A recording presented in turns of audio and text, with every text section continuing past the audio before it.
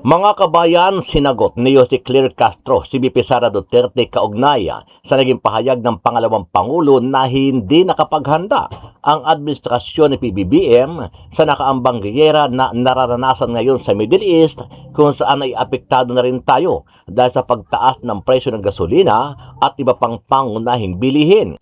Sinagot din ni Castro ang naging pahayag ni VP Sara Duterte na marami ng mga Pilipinong galit dahil sa pagpapaaresto ni BBM sa kanyang ama na si FPRRD. Sagot ni Castro, mas maraming natuwa at sumang-ayon sa pagpapaaresto kay FPRRD, lalong-lalo na yung mga biktima ng EDK ng dating Pangulong Duterte.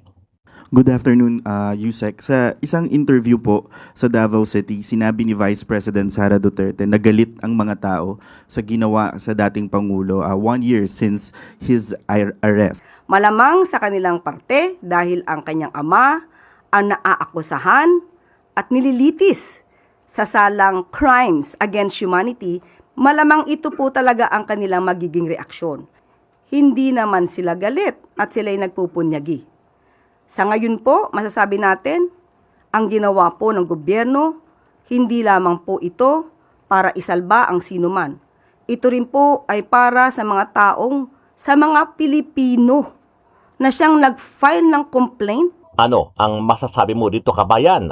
Sama-sama nating panuorin ang buong video at pakicomment nyo po ang inyong mga reaksyon at sariling opinyon.